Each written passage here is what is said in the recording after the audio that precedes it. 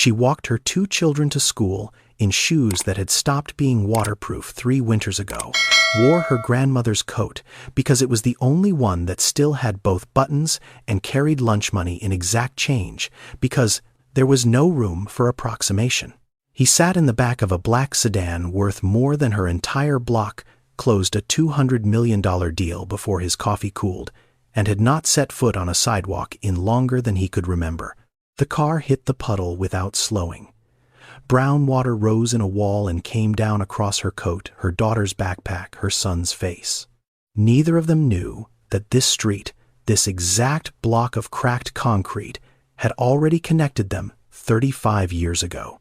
Evelyn had been up since 4:45, not because she wanted to be, because the math required it.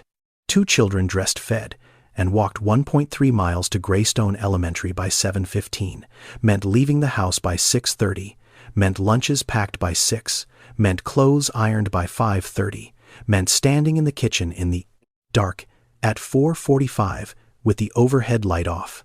Because the bulb had gone out 11 days ago and a replacement was not in this week's envelope. She made the lunches by the blue glow of the stove clock. 2 sandwiches, peanut butter on both. She spread it thin because the jar was down to the curved edges where the knife had to work harder, and she would not buy another until Friday when the second paycheck came through. She cut each sandwich diagonal because Amara had once told her that triangles tasted better than rectangles, and Evelyn had not questioned this because it cost nothing to cut at an angle and her daughter's certainties were worth preserving. She wrapped the sandwiches in the same plastic bags she had washed and dried the night before. She placed 1 apple in each bag. She counted out the coins for milk money, 60 cents per child, $1, 20 total. She had the coins in a small jar on the counter, and she counted them out the way she counted everything, carefully, with the specific attention of a person who understood that there was no margin between enough and not enough. The coat she put on was her grandmother's, dark green wool too wide in the shoulders. It hung on her the way coats hang on people they were not made for. But it was warm and it was whole, and those 2 qualities were sufficient for any garment in November. She had stopped noticing the size of it. The children had not. Amara had once said, quiet and without judgment, the way Amara said most things, "Mama, that coat makes you look like you are inside a tent." Evelyn had laughed. She had laughed hard, the kind of laugh that comes when you are tired enough that everything is either funny or terrible, and you choose funny. Tobias came downstairs first. He was 5, and he moved through the world with the specific energy of someone who had not yet been taught to conserve it. He stood in the kitchen doorway in his school clothes, shirt buttoned wrong, and he looked out the window at the rain and said, "How come it rains every day?" Now Evelyn fixed his buttons without answering, because the answer was November, which was not a satisfying answer to a 5-year-old who wanted rain to have a reason. Amara came down 4 minutes later. She was 8, and she moved differently from her brother. She moved the way Evelyn moved, efficiently, without wasted steps.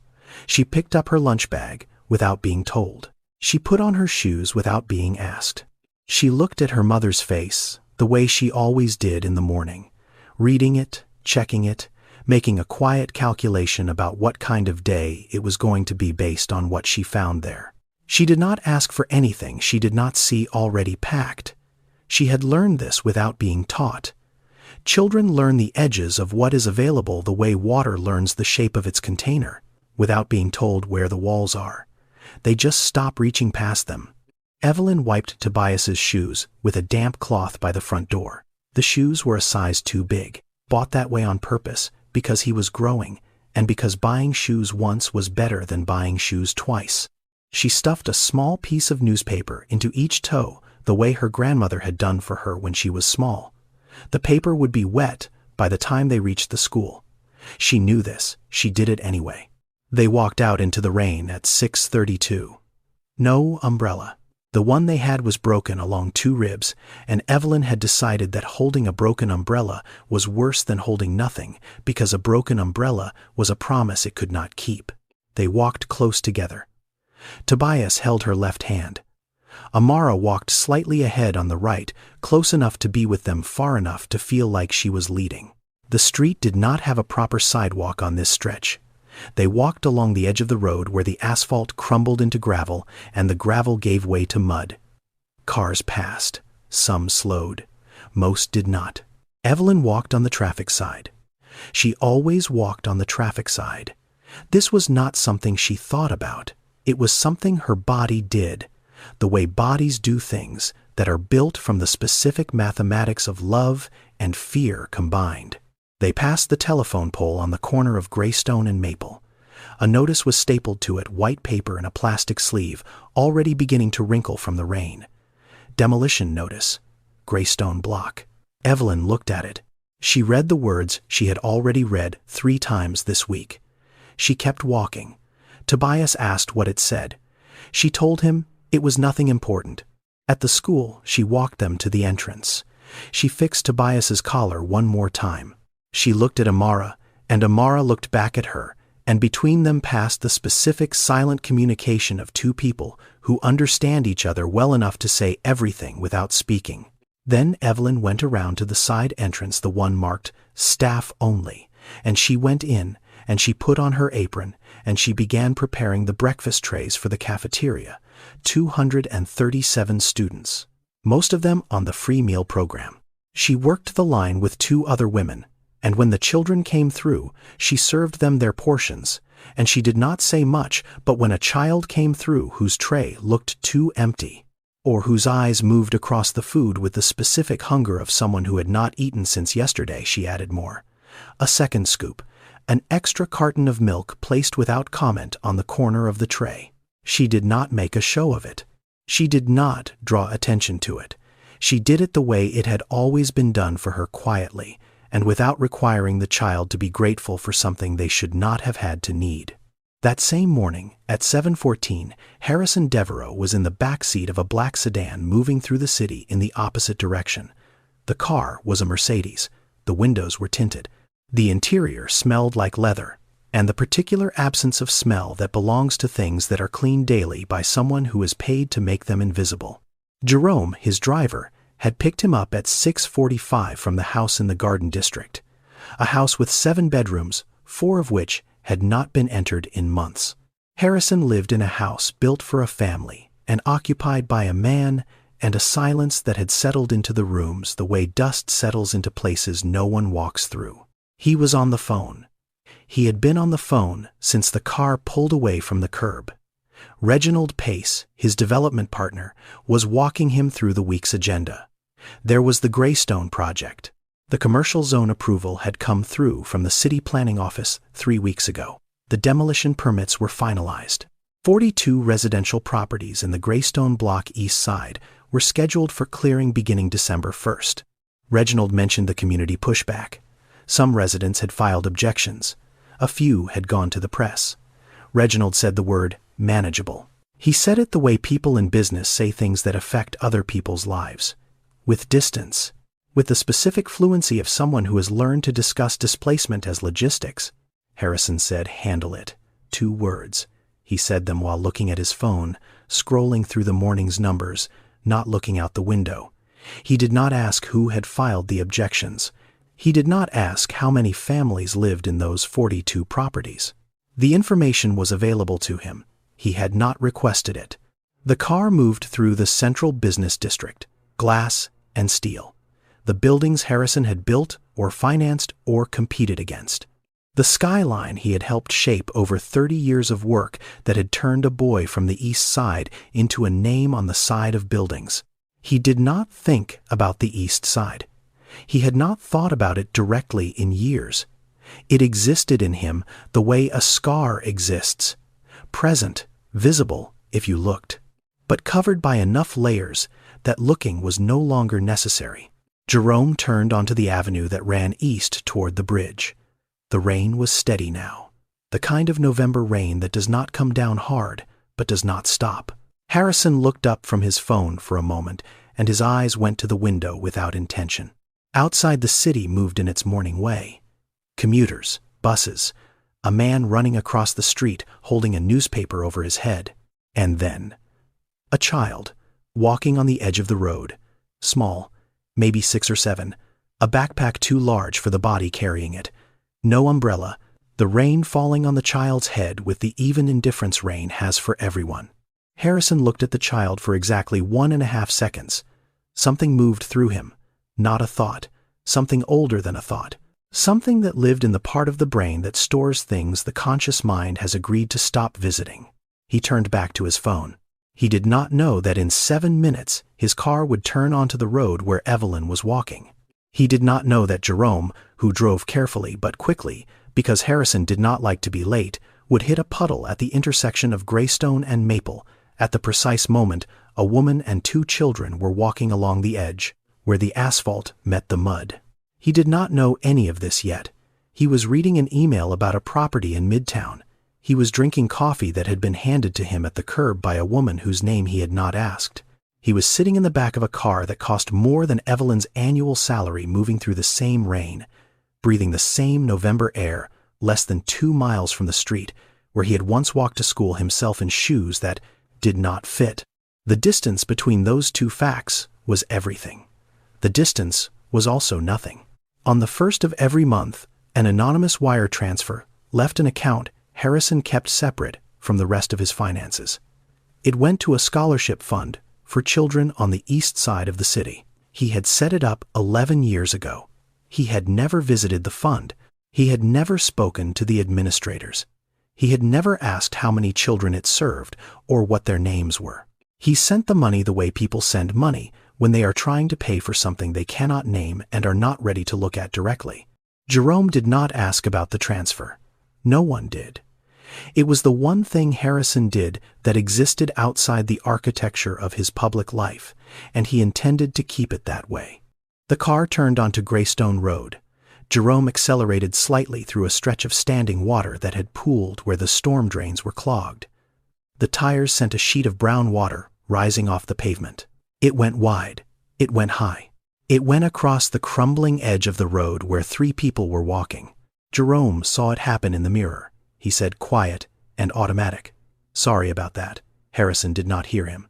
He was typing a reply to Reginald about the Greystone timeline. His thumbs moved across the screen. The car kept moving. The rain kept falling. Behind them on the road, a woman was wiping mud from her daughter's backpack with the sleeve of a coat that was already too big and now also too wet. 2 blocks later, Harrison put his phone down. Not because of the puddle, because the email was sent. He looked up and Jerome's eyes were in the rearview mirror, and there was something in them. Not judgment. Jerome was not the kind of man who judged his employer. It was something closer to a quiet record being kept. Harrison said what Jerome said. "Nothing, sir. Just a puddle back there. Hit a woman walking with her kids. Got them pretty good." He said it evenly. "The way you report a minor incident. A woman walking with her kids." The words landed on Harrison at a delay, the way certain words do when they trigger something the listener has not given permission for. A woman walking with her kids. The sentence sat in the car between them, and Harrison felt his hand stop halfway to the coffee cup. A specific memory arrived. Not requested. Not welcome. His mother. 35 years ago. Walking him to school in the rain. Her hand gripping his. Her shoes, the ones with the sole coming away from the left toe, making a specific sound on wet pavement. She had looked down at him and said something he had never forgotten, even though he had spent considerable effort trying. She had said, "Don't look down, just keep walking." He had been 7. She had been 29. She had been walking him to school because the bus did not come to their block, and because she did not have a car, and because she did not have a choice. She had been wearing a coat that did not fit her properly. He sat in the back of the Mercedes, and the memory was there, and he could not make it leave. He looked at the rearview mirror. Jerome's eyes. He looked out the window, the road behind them wet gray, already empty of the people they had passed. He sat with it for 4 seconds. He almost let it go. He almost went back to the phone, back to the email, back to the version of the morning where this was a minor incident involving a puddle. Then he said, "Turn around." He said it in a voice that did not sound like his own. Lower, quieter. the voice of someone reaching for something underneath the version they had been performing. Jerome did not ask why. He had worked for Harrison for 9 years, and he was good at knowing when silence was the correct response. He checked the mirror and made a U-turn on the empty stretch of road and drove back toward the intersection of Greystone and Maple. Harrison saw them from half a block away. The woman had stopped walking. She was standing on the crumbled edge of the road, with one hand on the boy's shoulder and the other wiping the girl's backpack with something, a cloth, a sleeve. He could not tell from this distance. The rain was falling on all three of them with the specific patience rain has when it knows it has all morning. He told Jerome to stop the car. Jerome pulled to the curb. Harrison looked at the scene through the tinted window. The woman, the children, the coat too big, the shoes too worn, the mud across the girl's bag, and the front of the boy's jacket. He opened the door. He stepped out into the rain. His shoes hit the wet pavement. Italian leather hand-stitched polished that morning by someone in his household. They were immediately wet. He stood there on the edge of the road in his suit in the rain and walked toward them. Evelyn heard him before she saw him. Footsteps behind her. She turned with the automatic alertness of a woman who walks this road every morning and knows what it means when someone approaches from behind. She saw the car first. Black, long, expensive. Then the man, tall, gray at the temples, a suit that cost more than 6 months of her rent. He stopped 3 feet from her, the distance people keep when they are not sure whether they are welcome. He said, "I am sorry. That was my car. I did not see you." Evelyn looked at him. She looked the way Amara looked at her in the mornings, reading, measuring, taking the quiet inventory of a person who has learned that apologies from strangers in expensive suits are sometimes real and sometimes a performance, and that telling the difference requires patience. She said, "We are fine." She said it flat. Not cold, not warm. The tone of a woman who has been fine through things that were not fine and who does not require a man she has never met to confirm or deny it. He stood there. The rain was on both of them now. It did not care about the suit. He looked at her shoes. Worn at the heels, the stitching pulling away from the sole on the left foot. He looked at his own shoes. He did not say anything about what he saw, but something moved across his face. Tobias looked up at the car, then up at the man, then back at the car. He was 5. He processed things in the order they impressed him. The car was bigger than anything on their street. Amara was watching the man's face. She was 8, and she watched faces the way some children watch animals, with interest and without fear. She said, "Your car is really big." Harrison looked at her. She said, "My grandma used to say people with big cars are either very important or very lost." The sentence landed in the November air between all of them and stayed there. Harrison did not answer immediately. He looked at this girl, 8 years old, standing in the rain, with mud on her backpack, looking at him with an expression that was not impressed and not hostile and not asking for anything, an expression that was simply clear, the way water is clear. He said, "Your grandmother sounds like a smart woman." Amara said she was. The past tense sat in the rain with the rest of it. Evelyn put her hand on Amara's shoulder, not pulling her away, just present. She said, "Thank you for coming back. You did not have to." She said it the way she said most things, without extra, without less. She turned, and she took Tobias's hand, and Amara fell in beside her, and the 3 of them walked toward the school entrance. Harrison stood on the side of the road and watched them go. The woman in the coat that was too large, the boy whose shoes were too big, the girl who had just said something to him that he understood he was going to carry for a long time without fully knowing why. He looked down at his shoes, mud along the toe, water darkening the leather. He stood there in it. He did not move toward the car. He did not check his phone. For the first time in longer than he could calculate, he had the specific feeling of standing on the wrong side of something he had not yet been able to name. He looked at the telephone pole on the corner, the notice in the plastic sleeve, demolition notice, Greystone block, his company's project, his signature on the permits. He read the notice. He read it again. He looked at the direction Evelyn and her children had walked. He got back in the car. Jerome said nothing. The car pulled away from the curb. Harrison did not pick up his phone. He sat in the back seat with his wet shoes and his wet suit and a sentence a girl had said to him in the rain that he could not stop hearing. People with big cars are either very important or very lost. He did not know which one he was. That was new. Harrison's office was on the 22nd floor of a building he owned.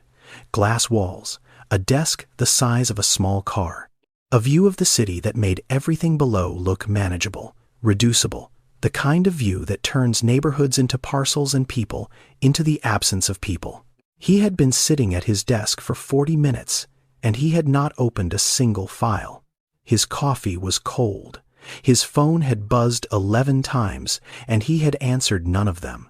He was looking out the window at the city below, and he was hearing a sentence that an 8-year-old girl had said to him in the rain on the side of a road, and he could not make it stop. People with big cars are either very important or very lost. He turned away from the window. He opened his laptop. He closed it. He stood up and walked to the glass wall and put his hand flat against it and looked down at the streets 22 stories below where people moved in their ordinary patterns, small from this height abstract. He had spent 30 years building himself to this altitude. He had built it deliberately floor by floor, deal by deal, each one designed to take him further from the ground level where he had started. The ground level. He did not think about the ground level. He had trained himself not to think about it the way you train yourself not to touch a wound. You build scar tissue. You build floors. You build glass walls. You build a desk the size of a small car, and you sit behind it and you make decisions that affect the ground level without having to see it up close. But this morning, the glass was not working. Something had come through it. He sat back down. The memory came the way certain memories come when a door has been opened that was not meant to be opened, not gradually, all at once. He was 9 years old. He was standing in the kitchen of the apartment on Greystone and Birch. The refrigerator was open because he had opened it for the 4th time that evening, as if something might have appeared inside it since the last time he looked. Nothing had appeared. The shelves were empty. Not almost empty. Empty.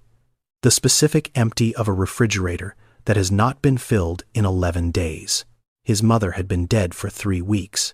His father had been gone for 2 years before that. He was living in the apartment alone because no one had come to check yet and because he had learned to be quiet about the things that were missing. He had learned this from his mother, who had been quiet about things that were missing for as long as he had known her. His stomach made a sound that was not hunger exactly. It was past hunger. It was the body's specific negotiation with absence, the stage where the stomach stops asking and starts informing. A tightness behind the ribs, a cold feeling in the hands. He closed the refrigerator. He went to bed. He did not sleep. He waited for morning, because morning meant school, and school meant breakfast. He arrived at the cafeteria at 7:12. Breakfast started at 7:15. He was always first in line. He held his tray with both hands, and his hands shook slightly, and he did not look at the other children, because looking at the other children meant seeing their trays full and knowing the difference between a full tray and what he would receive. But then there were the hands, large hands, dry, warm. A woman behind the counter who looked at him and did not ask why he was first every morning, and did not ask where his mother was, and did not ask anything at all. She put food on his tray. She put more food on his tray than the posted portions allowed. An extra scoop of eggs. A second biscuit placed at the edge where the tray curved up, placed without comment. Placed the way you place something when you want the act to be invisible, but the result to be seen. She called him baby. Not his name. Baby. In the low, easy way that certain women say it, where it is not a diminishment, but a shelter. She said it every morning. Here you go, baby. And every morning for 3 years, from the time his mother died until the time he left for the group home, that word and those hands were the closest thing he had to being held. He did not remember her name. He had never asked. He remembered her hands. He remembered the extra biscuit. He remembered the specific temperature of the tray when she handed it to him still warm, the warmth transferring through the plastic into his cold fingers. He sat in his office on the 22nd floor, and his hands were flat on the desk, and they were not shaking, but something behind them was.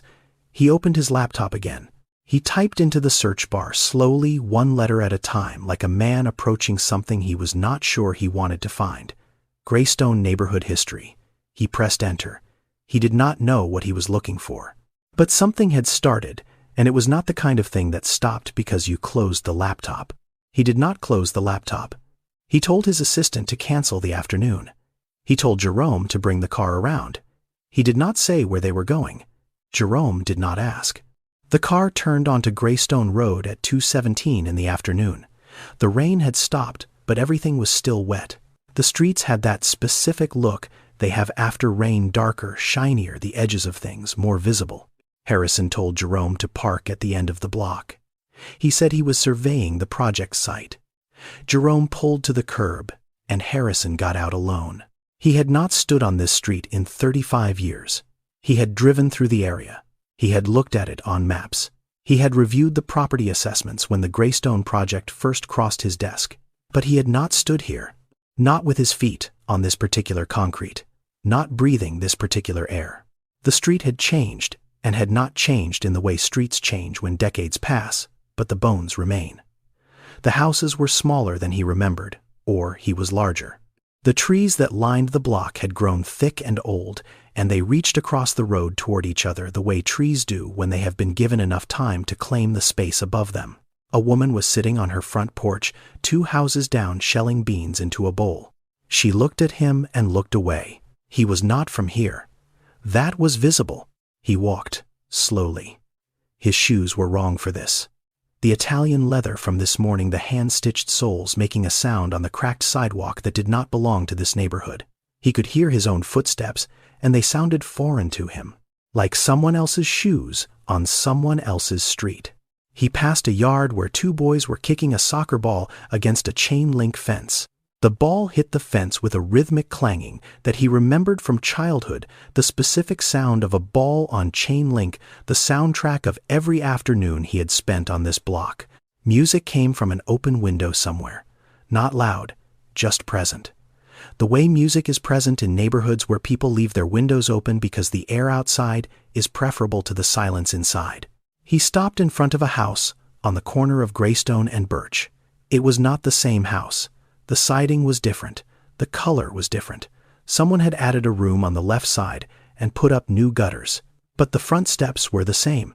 3 concrete steps with the crack on the second one running diagonally from left to right. He had sat on these steps. He had tied his shoes on these steps. His mother had stood at the top of these steps and watched him walk to school, and he had looked back once at the corner, and she had been standing there with her hand up, not waving, exactly just raised, like a signal that she was still there. That was the image. That was the one that lived closest to the surface. He stood in front of the house for 10 seconds. He did not step toward it. It was not his house anymore. It had not been his house since before the people living in it now had probably been born. But the steps were the same, and his body remembered them, even if nothing else did. He looked down at his shoes on the cracked sidewalk. Polished leather on broken concrete. He looked like what he was. A man who had left and built a life so far from this sidewalk that standing on it now felt like standing in a foreign country. Except, it was not a foreign country. It was the country he had come from. And that was worse. He kept walking, 4 blocks east the school. Greystone Elementary was still standing, smaller than he remembered. A single-story building with a flat roof and a front entrance that had been painted since his time blue. Now, instead of the green, he remembered but the same shape, the same proportions, the same chain-link fence around the playground, where he had spent recesses standing near the wall because the other children had lunch in their stomachs, and he had only the cafeteria breakfast, and by noon it was gone and running took energy he could not spare. He walked to the front entrance. The door was propped open with a rubber wedge. The hallway inside smelled the way school hallways smell. Cleaning solution and paper and the specific warmth of a building full of children. He went to the front office. A woman behind the desk looked up at him over her glasses. He said he was a former student. He said he had attended Greystone Elementary 35 years ago. He said he was in the area and wanted to see the building. He said all of this in the measured voice he used in meetings. The voice that was designed to sound reasonable and unthreatening, and that contained no information about the fact that his hands were not entirely steady. She smiled. She said he was welcome to walk the hallway. The students were in afternoon classes. He should just keep his voice down. He walked the hallway slowly. The walls were covered in what school walls are always covered in: student artwork, announcements, a bulletin board about the fall reading challenge, class photographs in black frames. He stopped at each one without knowing why. Looking at faces he did not recognize, reading names he had never heard. Then he reached the far end of the hallway, where the corridor turned toward the cafeteria. On the wall between the double doors and the fire extinguisher, there was a wooden plaque. It was not large, maybe 2 feet by 1 foot. The wood was dark, and the letters were gold, and the overhead fluorescent light caught the surface in a way that made the letters stand out sharply against the grain. It read, Lorraine Okafor, 28 years of service, cafeteria staff, and beneath the name, in smaller italicized lettering, a quote, "Every child deserves a full plate." Harrison read the name. He read it again, Okafor. He stood in the hallway, and the name moved through him the way a current moves through water. Okafor. The woman this morning, the woman in the rain, the coat too big, the shoes worn through, the girl who had said her grandmother was smart. Her grandmother was, past tense. He knew that name. He did not know how he knew it, and then he did. The hands, the extra biscuit, the word baby spoken in a low voice every morning for 3 years while a boy held a tray and tried not to shake. The woman whose name he had never asked, because when you are 9 years old and starving, you do not ask names. You just hold out your tray, and you take what is given, and you say thank you, and you survive. He reached out and touched the plaque. His fingers rested on the letters of her name. The wood was smooth and cool under his hand. 28 years of service. 28 years of standing behind a counter and filling trays. 28 years of looking at children and knowing which ones were hungry and doing something about it without being asked and without requiring gratitude. He turned to the woman at the front desk. His voice was different now. It had dropped below the register he used in meetings into something older, something that came from the part of him that still remembered holding a tray. He said, "The woman on this plaque, Lorraine Okafor. Is she still alive?" The woman's face softened. She shook her head. "Miss Lorraine passed about 4 years ago. Heart failure. She worked here until nearly the end." She paused. "Her granddaughter works here now, actually. In the cafeteria. Same position. Evelyn." Harrison heard the name, and the hallway seemed to narrow. Evelyn. The woman in the rain. The woman with 2 children and a coat too large and shoes that let the water in. The woman whose grandmother had fed him every morning for 3 years and had never told him her name and had put an extra biscuit on his tray every single day, as if the act itself were as ordinary as breathing. He put his hand on the wall. He needed something solid. The ground beneath him had started to shift in a way that he understood was not going to stop. He left the school. He got back in the car. He did not tell Jerome where to go.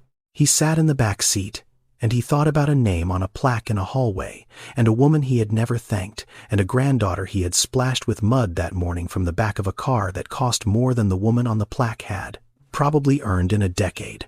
He took out his phone. He made one call. Not to Reginald, not to the office. He called a number he had not used in years. A man answered. Mr. Wendell had been the principal of Greystone Elementary for 22 years. He had retired 9 years ago. He was 78 now, and he lived 4 blocks from the school in the same house he had lived in for 40 years, because he was the kind of man who believed that the people who serve a community should stay in it. He answered the phone the way old men answer phones, slowly, with the specific patience of someone who has stopped hurrying because hurrying was never the point. Harrison said who he was. He said his real name, not the name on the buildings. The name he had used when he was a student at Greystone Elementary 35 years ago. There was a pause, a long one. Then Mr. Wendell said, I remember you. You were the boy who was always first in line. Harrison drove to his house. Jerome waited in the car. Mr. Wendell opened the door and looked at Harrison for a long time before stepping aside to let him in. The house was small, clean, orderly, books on every surface. A framed photograph of the school staff on the wall near the kitchen, taken sometime in the 1990s. Harrison looked at it and found her immediately. Third row second from the left. A woman, small in stature, upright, white-haired, even then, looking at the camera with the expression of someone who had work to do and was pausing briefly to allow a photograph and would be returning to the work shortly. Mr. Wendell sat in his armchair. Harrison sat across from him on the couch. The couch was low and soft, and it put Harrison below Mr. Wendell's eye line, which felt correct for reasons he could not articulate. Mr. Wendell said, "You are here about Lorraine." Harrison said, "I saw the plaque at the school. I did not know her name. I never asked her name." His voice cracked on the word asked. He did not try to fix it. Mr. Wendell nodded. He was quiet for a moment. Then he spoke. He said Lorraine Okafor had worked in that cafeteria for 28 years. She had started when she was 31, and she had retired when she was 59, and she had gone back as a volunteer 3 days a week until her health would not allow it anymore. He said she had fed more children than she could count, but he said she had not just fed them.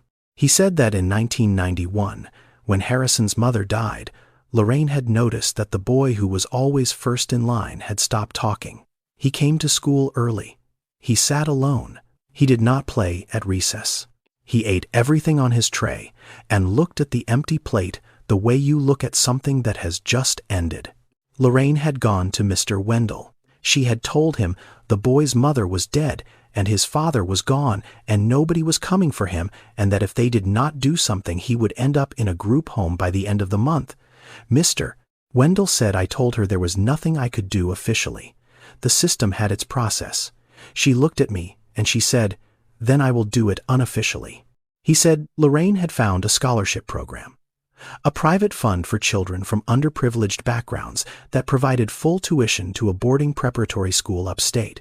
The application required transcripts, a personal statement, and 2 letters of recommendation. Lorraine had gathered the transcripts from the school office. She had written the personal statement herself, sitting at her kitchen table at night, after her own grandchildren were asleep, writing in careful handwriting about a boy she believed in. She had asked Mr. Wendell to write 1 letter of recommendation. She had written the other herself. Mr. Wendell paused. He said she was a cafeteria worker. She had a 9th grade education. She wrote a letter of recommendation to a prep school admissions board, and she wrote it so well that they called me to ask about her, because they said whoever wrote it understood that child better than most teachers they had heard from. Harrison's hands were on his knees. They had closed into fists without his permission. He was looking at the floor. Mr. Wendell continued. He said the application was accepted. He said the scholarship was granted.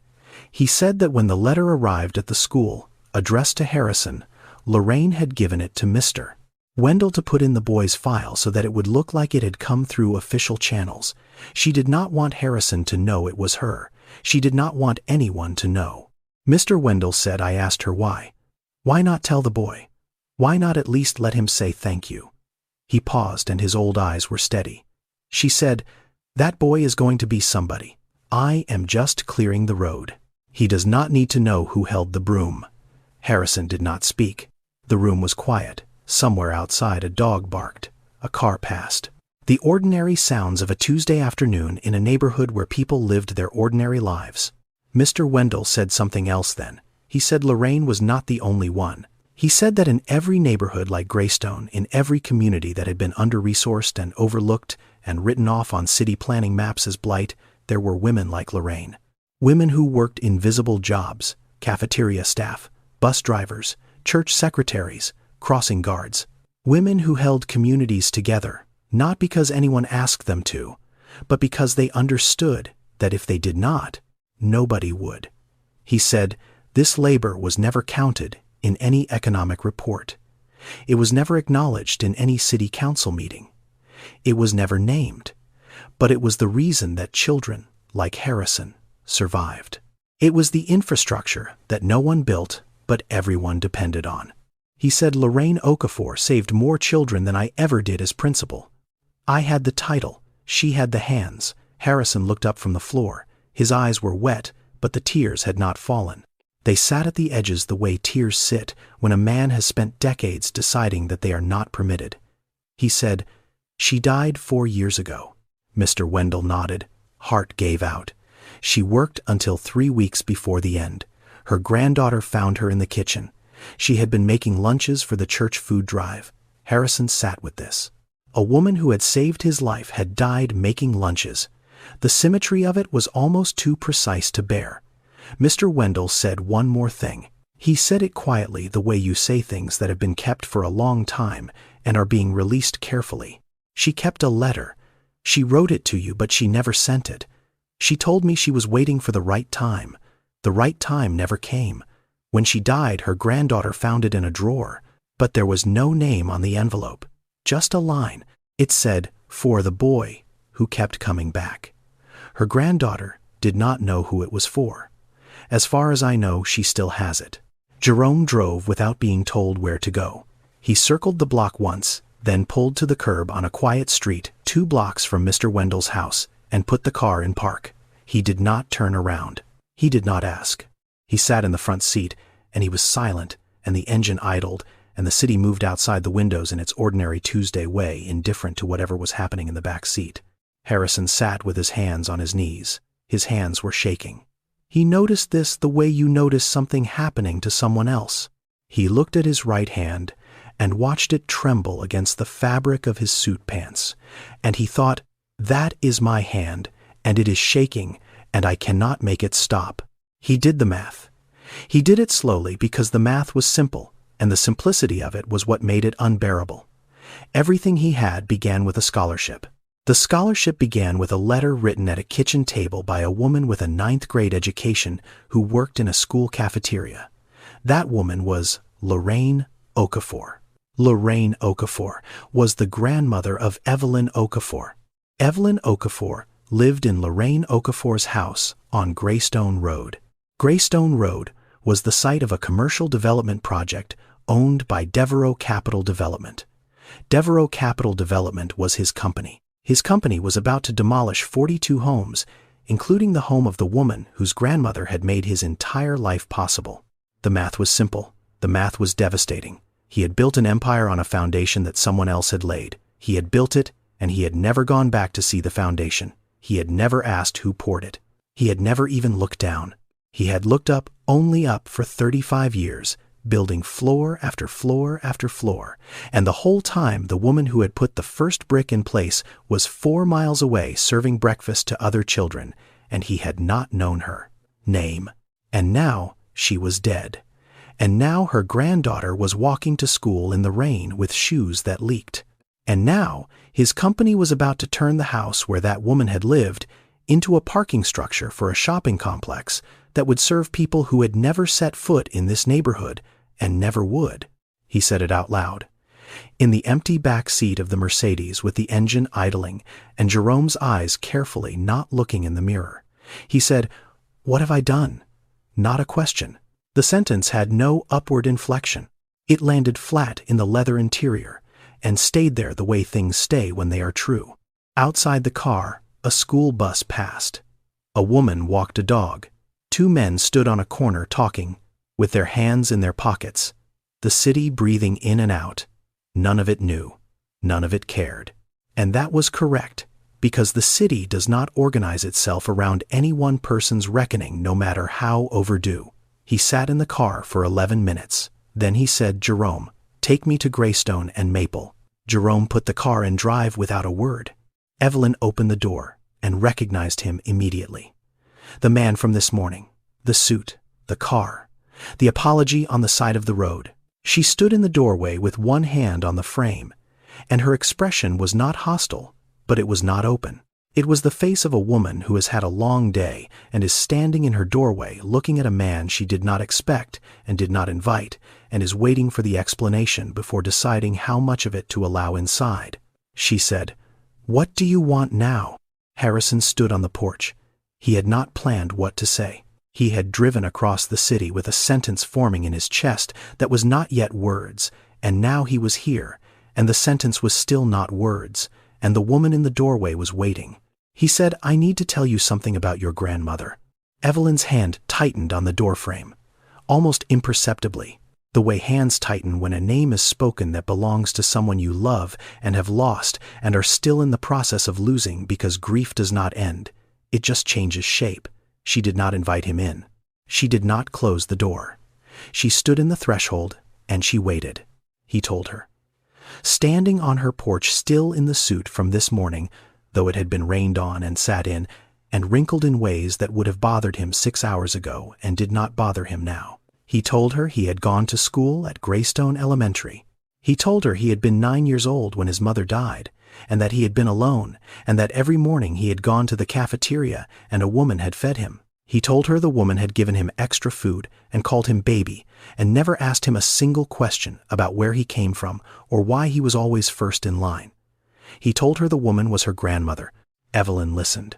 Her face did not move. She listened the way people listen when the thing being said is rearranging something inside them, and they need to be still for the rearrangement to happen. He told her about the scholarship, about Mr. Wendell, about the letter of recommendation written at a kitchen table. He told her everything he had learned in the past 3 hours about a woman he had never thanked. When he finished, Evelyn was quiet for a long time. Then she stepped back from the doorway. Not a word, just the step.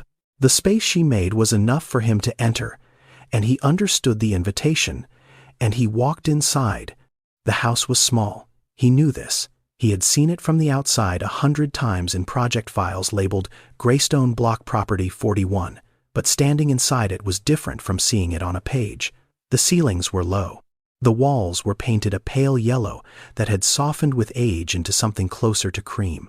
Everything was old, and everything was clean, and everything was arranged with the specific care of a person who has few things and treats each of them as if it matters because it does. On the kitchen counter, 3 bowls stacked neatly beside the dish rack, 3 spoons standing upright in a small ceramic cup, 3, not 4, not 2, 3. The exact number of people who lived in this house. Nothing extra, nothing missing. Harrison looked at those 3 spoons longer than he should have. He did not know why they affected him the way they did, except that they were precise, and the precision said something about the life being lived here that no amount of words could have said as clearly. Evelyn led him to the front room. It was small, maybe 10 feet by 12. A couch, a chair, a television that was not large and not new. On the walls, photographs. Miss Lorraine in what looked like a church hall, smiling, standing behind a table covered in food. Evelyn, as a child, maybe 4 or 5, sitting on a woman's lap that had to be Lorraine's, Amara and Tobias in school clothes, standing in front of this house. And on the wall beside the window in a simple black frame, a piece of paper. Not a photograph, not a certificate. A piece of lined paper torn carefully from a notebook, and on it written in handwriting that was deliberate and steady, a single sentence. Every child deserves a full plate. Lorraine Okafor. Evelyn had framed her grandmother's handwriting and hung it on the wall of her living room, like other people hang diplomas or awards. Harrison looked at it. He looked at it for a long time. He did not say anything because there was nothing to say that would have been adequate. Evelyn watched him looking at it. Then she said, "Wait here." She left the room. He heard her footsteps on the stairs, then above him, moving across the upstairs floor. A drawer opening, footsteps returning. She came back, holding an envelope. It was old. The paper had yellowed at the edges. It was not sealed. The flap was tucked in the way you tuck a flap when you have finished writing something, but have not yet decided to send it. She held it out to him. She said, "I found this in her desk after she passed. I do not know who it is for. There is no name on it. Just this." She turned the envelope over. On the front, in the same careful handwriting as the framed sentence on the wall, it said, "For the boy who kept coming back." Harrison took the envelope. His hands were shaking again. He was aware of this, and he did not try to hide it, because hiding it would have required energy he did not have. He held the envelope the way you hold something that has been waiting for you longer than you have been looking for it. He opened the flap. The letter was 2 pages, written on the same kind of lined paper. The handwriting was steady through most of it, but toward the end it became slightly less, even as if the hand that wrote it was tired, or the thing being written was heavy enough to make steadiness difficult. He read it. He read it slowly.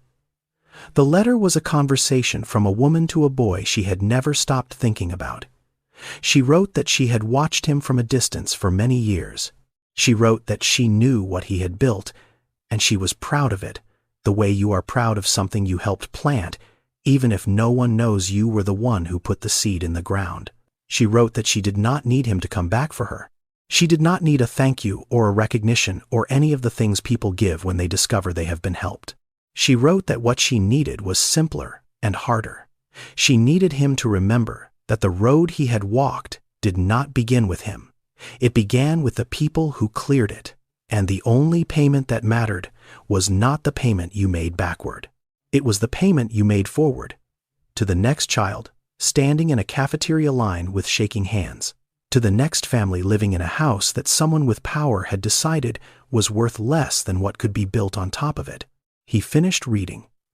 He folded the letter along its original creases. He placed it back in the envelope. He held it on his knee with both hands, and he sat there in the small front room of a house he was scheduled to demolish, and he did not speak. Evelyn was sitting across from him in the chair by the window. She had been watching him read the way you watch someone encounter something that changes them, without interrupting, without performing comfort, just present. She saw his hands. She saw the shaking. She did not comment on it. After a long time, he said, "Did she ever mention me?" Evelyn said. "She mentioned a boy she helped. She never said his name. She said the name was not important." She paused. She said what mattered was what the boy did with what he was given. The sentence landed in the room, and it stayed there between them with the weight of everything it carried. What the boy did with what he was given. Harrison looked at the envelope on his knee. He looked at the 3 spoons in the kitchen. He looked at the framed handwriting on the wall. He looked at this woman sitting across from him in a house that contained everything and nothing. At the same time, the granddaughter of the woman who had made his life possible, living on the exact ground he was about to erase. He did not speak again for a long time. Evelyn did not ask him to. The house was quiet. Outside, the afternoon moved on. Somewhere on the block, children were coming home from school. The sound of their voices carried through the walls the way children's voices do, bright and unaware of anything that does not directly involve them. Harrison held the letter. His hands had stopped shaking. Something had settled in him. Not peace. Something closer to clarity. The specific clarity that comes when you have been looking at a map upside down for 35 years and someone has just turned it around. He was back in his office by 4:30. He placed the envelope on his desk. He placed it in the center, directly under the light, where the yellowed paper caught the overhead fluorescent and the handwriting was visible even from across the room. For the boy who kept coming back, he looked at it for a moment. Then he picked up his phone and called Reginald. Reginald Pace came through the door 7 minutes later. He was a man who moved quickly because quickness was currency in their business, and because he had never met a problem he could not solve if he arrived at it fast enough. He sat down across from Harrison's desk without being invited, because that was the kind of relationship they had. 23 years, built on deals and handshakes and the mutual understanding that sentiment was something other people had. Harrison said the Greystone project is canceled. Reginald did not move. His face did the thing it did when information arrived that did not fit the architecture of his expectations. A brief stillness followed by recalibration. He said. "Which part?" Harrison said. "All of it. The demolition, the commercial development, the buyer agreements, all of it." Reginald leaned forward. He said, "Harrison, that is a $120 million project. We have contracts. We have investors with commitments on paper. The city planning office approved the rezoning 3 weeks ago. We cannot just cancel." Harrison said, "We can. I am telling you we are." Reginald tried the first lever. The money. He walked through the numbers with the specific precision of a man who has spent his career making things that are complicated sound simple. The penalty clauses, the investor withdrawal fees, the sunk costs on surveying and permits. He put the total somewhere around 14 million in losses if they pulled out now. He said this number, the way you say a number you expect, to be decisive. Harrison said, I will cover it personally. Reginald tried the second lever. The reputation. He said the development community would talk. He said pulling out of a city-approved project without explanation would make them look erratic. He said the word erratic, the way people in business say words they want to land with weight. Harrison said nothing. Reginald tried the third lever. He said, Harrison, those properties are designated blight. The city wants them gone. The residents have been offered relocation packages. This is urban renewal. This is what we do. We take underperforming land, and we turn it into something productive. He said the word productive, the way he always said it, with the specific confidence of a man who has never had to ask who defines what is productive and who pays when the definition changes. Harrison looked at him. He said 42 families live on that block. They are not underperforming land. They are people, Reginald said. This is business, Harrison. It is not personal. Harrison said, it became personal this morning. Reginald looked at the envelope on the desk. He looked at Harrison's face. He was reading the room the way he always read rooms, quickly and accurately. And what he read now was something he had not seen before in 23 years. He was looking at a man who had already made a decision and who was not going to unmake it regardless of what numbers or arguments or levers were applied. He tried one more time. He said, you are making an emotional decision. You are going to regret this in a week. Harrison said, cancel the project, find another site, relocate the commercial development to the industrial corridor on the west side where we already own parcels. I will cover every penalty cost. I will handle the investors. This is not a discussion. Reginald stood up. He buttoned his jacket the way men button their jackets when they are leaving a room they did not expect to lose in. He said, I have known you for 23 years. This is the first time I do not understand what you are doing, Harrison said. That is because this is the first time I understand what I am doing. Reginald left. The door closed behind him. Harrison sat alone in his office on the 22nd floor. The city was beginning to turn on its evening lights outside the glass walls. The buildings he had built or financed becoming shapes against the darkening sky. He looked at the envelope. He picked it up and held it the way he had held it in Evelyn's front room, with both hands, carefully, as if the paper itself were alive.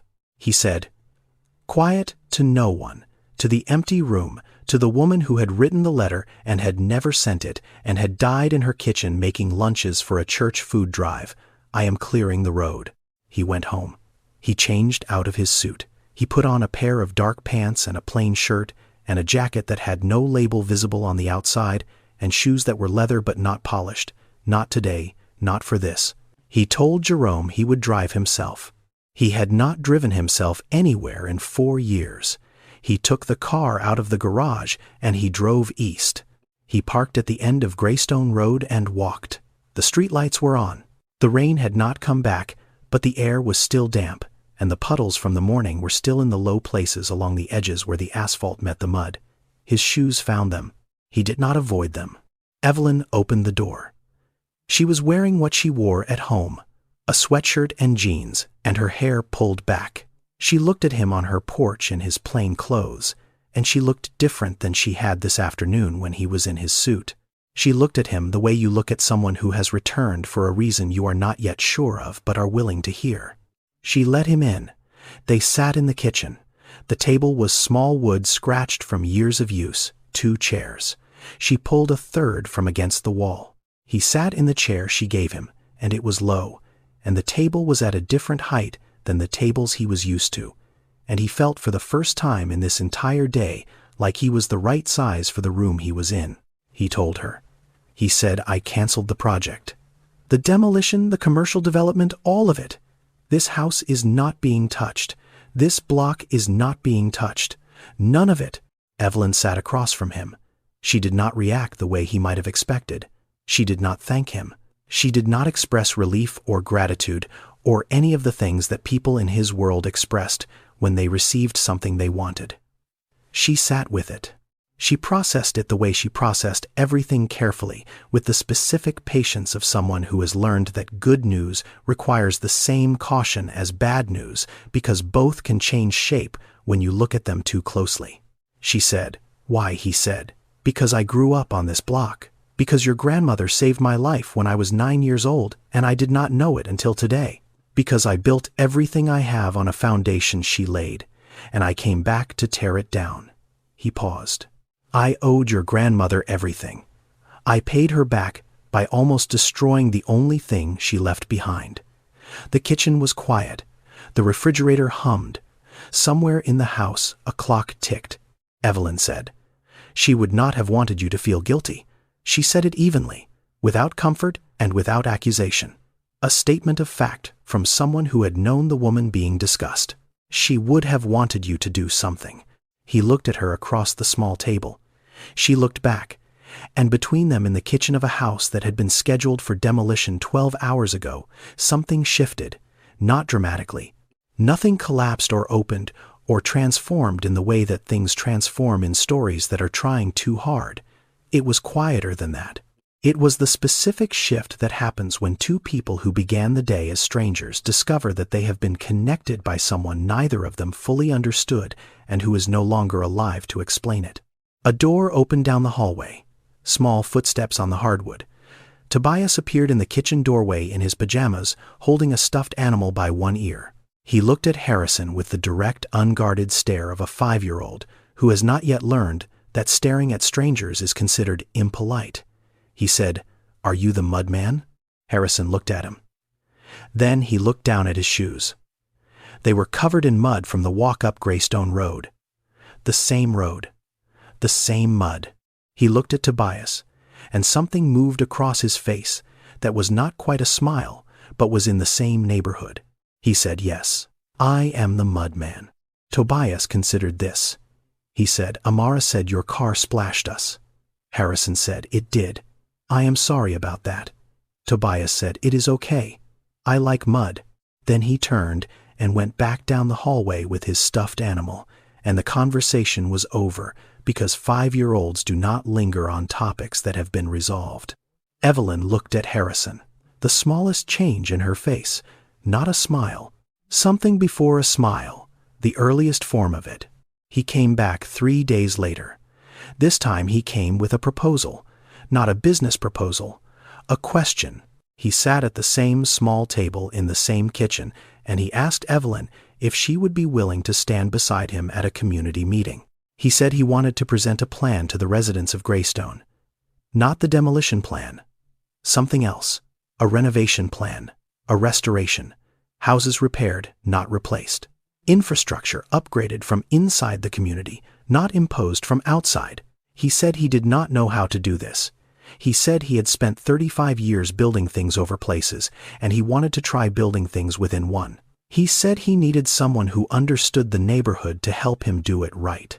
Evelyn said, "Why me?" he said.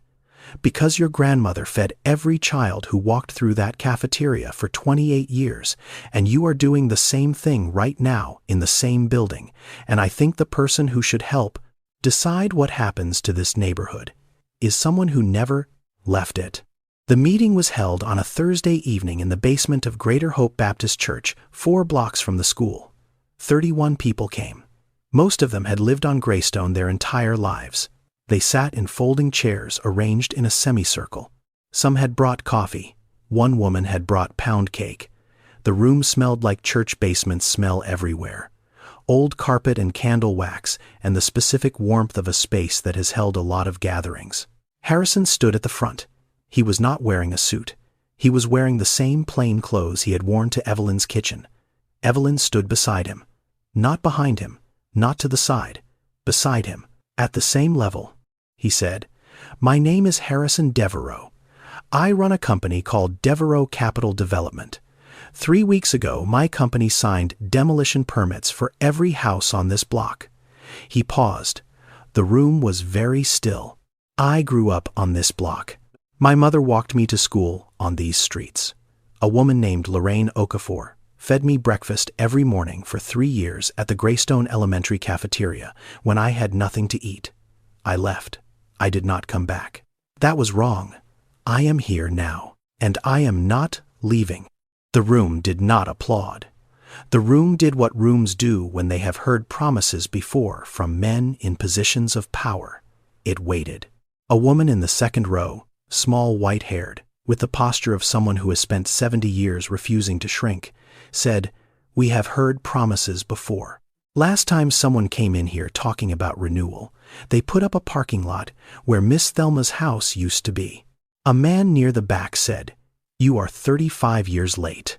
Harrison said, "You are right. I am late. But I am here, and I am not asking you to trust me. I am asking you to tell me what this neighborhood needs and to hold me to it." The room shifted. Not agreement. Not yet. But the specific shift that happens when skepticism encounters sincerity and decides to keep listening. Evelyn spoke then. She did not speak for Harrison. She spoke for the room. She said, "This is not charity. This is accountability. He owes this neighborhood a debt that is older than most of us knew about. I am standing here because my grandmother believed that when someone owes you something, you do not let them forget it. You make sure they pay it right." The room understood this. A woman in the third row nodded. A man uncrossed his arms. The conversation that followed was not easy, and it was not quick, and it did not end with everyone satisfied. But it began. And beginning was what mattered. They sat on the front steps after the meeting. The church had emptied out. The street was quiet, the way streets get in the early evening when the day has used up most of its noise, and what remains is the specific hum of a neighborhood settling into itself. Somewhere 2 blocks over, someone was playing music. Not loud, just present. The kind of sound that belongs to a place and does not need to explain itself. The air smelled like November after rain. Damp earth and cooling concrete and the faint sweetness of whatever was blooming in the yard next door despite the season. The sky was doing what it does in this part of the country in the late afternoon, going from blue to gold to something deeper that does not have a name, but that everyone who has ever sat on a porch at this hour recognizes. Evelyn said, "She worked until the last week, my grandmother. She got up every morning and she went to that cafeteria and she served those children breakfast. 3 weeks before she died, she was still putting extra food on trays. The doctors told her to stop. She said stopping was not something she knew how to do." Harrison listened. He was looking at the street, at the cracked sidewalk, at the puddles that were still there from this morning, smaller now drying at the edges. Evelyn said, "The last thing she told me was about this neighborhood. She said, 'Don't let them tell you this neighborhood is nothing. This neighborhood made everybody who ever left it.'" The sentence sat between them on the steps. Harrison was quiet for a long time. Then he said something he had never said to anyone. He said, "My mother worked 3 jobs. She cleaned offices at night. She worked at a laundry during the day. On weekends, she did alterations for a woman on the west side who paid her in cash and never learned her name." He paused. "She did not have health insurance. She did not see a doctor. She wore her body out for me the way you wear out a machine by running it without maintenance until something breaks that cannot be fixed." He looked at his hands. "She died at 29. And I repaid her by pretending I came from nowhere, by building a story where I was self-made, where everything I had was the result of my own intelligence and my own effort and my own decisions. I erased her. I erased your grandmother. I erased this entire neighborhood from the version of myself I showed the world, because the truth was not a story that made me look the way I wanted to look." The evening came down around them. The streetlights turned on one at a time, the way streetlights do in old neighborhoods where the timers are not synchronized. The music from 2 blocks over changed to something slower. Evelyn said, "No one is self-made. That is the lie successful people tell so they do not have to say thank you." Harrison looked at her. She was not looking at him. She was looking at the street, at the block, at the houses that were still standing because of a decision made 12 hours ago that had started with a puddle. He looked down at his shoes. They were covered in mud. The same brown mud that had been on Evelyn's coat that morning. The same mud from the same street.